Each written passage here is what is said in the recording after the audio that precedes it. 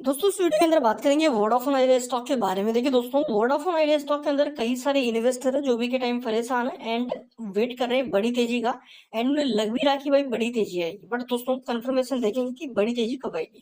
क्या अभी के टाइम स्टॉक भागने लायक है? क्योंकि यहाँ से देखो दोस्तों, रिजल्ट वगैरह कुछ भी नहीं आया है।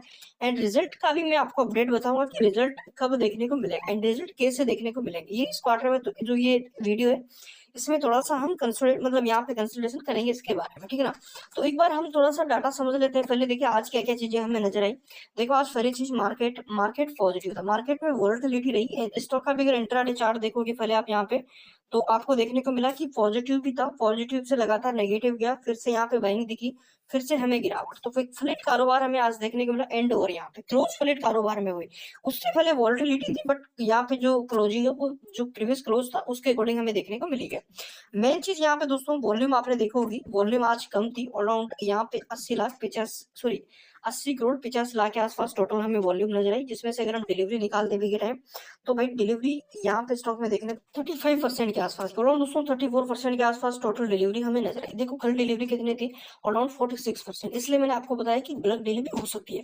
आज नॉर्मल ट्रेडिंग सेशन था, नॉर्मल डिलीवरी हमें नजर आई। आज कोई भी डील वगैरह नहीं है टोटल, यहाँ पे आज वॉल्यूम अच्छी थी बट डिलीवरी कम थी। अब यहाँ पे देखो, ये एवरेज डिलीवरी, ये ना कोई अच्छी है ना कोई खराब है, एवरेज ये डिलीवरी है। जब तक ऐसी डिलीवरी रहेगी जब तक मोमेंटम के चांसेस कम रहेंगे।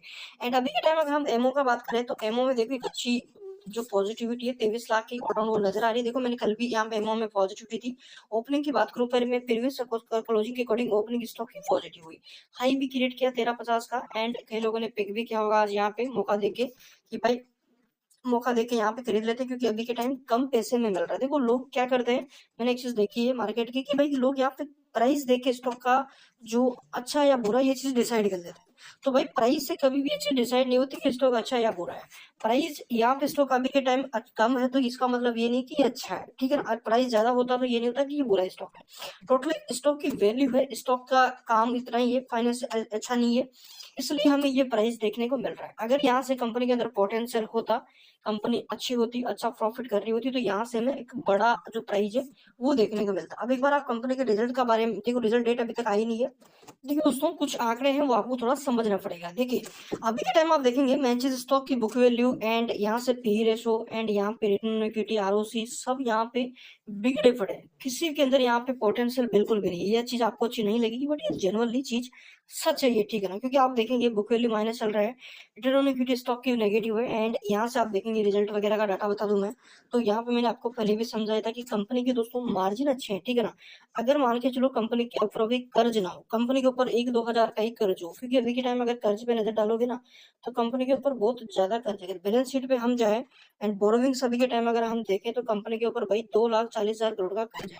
अब इस कर्जे में अगर आप ठीक से देखोगे तो कंपनी इंटरेस्ट भी तो पे करना होता है प्रति क्वार्टर। अब कितना इंटरेस्ट पे कर रही है, 6,500 करोड़ का। जबकि कंपनी सेल्स कितनी कर रही है, सेल्स प्रति क्वार्टर कंपनी कर रही है अराउंड यहाँ पे 10,000 करोड़ का। आप सोचो 10,000 करोड़ की सेल्स कर रही है, इसके पीछे मान के चलो चलो 50% कंपनी का प्रॉफिट हो रहा है।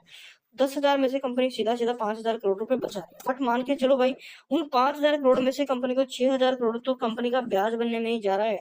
इसके पीछे फिर कंपनी का खर्चा भी तो कटता है, एक्सपेंसेस कटता है, इसके पीछे एम्प्लॉय कॉस्ट वगैरह कई सारी चीजें लगती है भाई, टैक्स कंपनी को पे करना पड़ता है। बचता क्या है, कुछ नहीं। उल्टा यहाँ पे अगर देखोगे इंटरेस्ट सब सारी चीजें देने के बाद कंपनी का प्रॉफिट कितना बचता है भाई, और यहाँ पे 6,500 और 7,000 करोड़ का कंपनी प्रति क्वार्टर भाई लॉस कर रही है। यानी ये लॉस कब से कर रही है, आप देख लो ये कब से कर रही है। अब ये लॉस चलो हो रहा है, लॉस का मतलब है कंपनी खुद जेब से दे रही है, ये घाटा जा रहा है। अब इस घाटा ये घाटा पूरा कहाँ से हो रहा है, कर से। अगर कंपनी मान के चलो आने वाले 2-4 क्वार्टर भी लॉस कर लेती है तो जो पैसा जुटाया भाई ये भी चला जाएगा, इससे भी कोई कंपनी का फर्क नहीं पड़ेगा। यहाँ पे वोडाफोन आइडिया पहले अलग अलग हुआ करते थे, वोडाफोन आइडिया फिर दोनों एक हो गए, क्योंकि इनकी जियो की बस की नहीं थी, जियो की टक्कर में। क्योंकि भाई देखो जियो है एक पोटेंशियल एंड बड़े बिजनेसमैन की जिसके पास फंड है।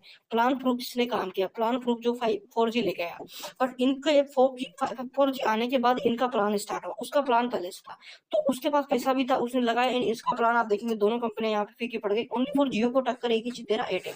एयरटेल के पास फंड भी है, एयरटेल के पास अच्छा बिजनेस का एक मॉडल भी है, तो उस वजह से ये चीजें हमें नजर आ रही है। तो वीआई का अगर आगे का प्लान देखे दोस्तों, देखते हैं कंपनी क्या कर पाती है। एंड यहाँ से अगर हम शेयर होल्डिंग का डाटा निकाले कि किसके पास कितना होल्डिंग अभी के टाइम, बड़े बड़े बैंकों के पास अगर हम देखें, तो एक बार हम अपना जो FIDI वाले ना उनका होल्डिंग अब देख लेते हैं कि किसके पास कितने यहाँ पे होल्डिंग। अब आप देखेंगे DI के पास और दोस्तों अभी के टाइम अराउंड जो होल्डिंग है वो ज्यादा नहीं है, 2-2.5% के आसपास है। ठीक है, एफआई के पास कितनी है भाई? एफआई के पास भी अगर देखोगे तो यहाँ पे एफआई की होल्डिंग आपको देखने को मिलेगी 12% के आसपास, जिसमें आप देख सकते हैं ये सारी चीजें नजर आ रही है। डीआई का डाटा देख सकते हैं, डीआई के पास ज्यादा नहीं है, गवर्नमेंट के पास अराउंड भाई 24%। अब सोचो गवर्नमेंट के पास होल्डिंग इतनी क्यों है? भाई कर्जा दे रखा है इन्होंने, कर्जा दे रखा है गवर्नमेंट ने, इसलिए कर्जे के बदले इन्होंने उनको इक्विटी दी थी। ठीक है ना, पब्लिक के पास कितना है? 24% पब्लिक के पास है। तो ये चीजें हैं भाई, यहाँ पे आने वाले टाइम में वोलेटिलिटी और ज्यादा दिख सकती है। मैं एक ही चीज कहूंगा कि शॉर्ट टर्म में अगर पैसा बनता है बना लो, लॉन्ग टर्म में ज्यादा रुकने की जरूरत नहीं है। अगर रुकना चाहो तो आपके ऊपर निर्भर है। जहां तक मेरे को फंडामेंटल दिख रहे हैं इस हिसाब से मैं कह रहा हूँ कि आगे कुछ नहीं हो सकता, क्योंकि इससे अगर आपको टेलीकॉम सेगमेंट में इन्वेस्ट करना है तो जियो में करो ना भाई, एयरटेल में करो ना भाई, इसमें क्यों कर रहे हो जिसके फंडामेंटल नेगेटिव लॉस करे 6,000 करोड़ का?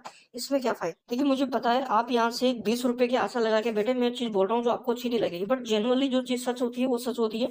अभी के टाइम में चीज 4 में कंसोलिडेट वाले नजर आ रहे हैं, रिवर्सल होता है और यहाँ पे 15 रुपए 16 रुपए तक तो आसानी से जा सकता है, बट यहाँ से हम सोचे कि भाई 50-60 चला जाएगा, वो फंडामेंटल जब तक ठीक रहेंगे तब तक नहीं जाएगा। चैनल पे नए हो सब्सक्राइब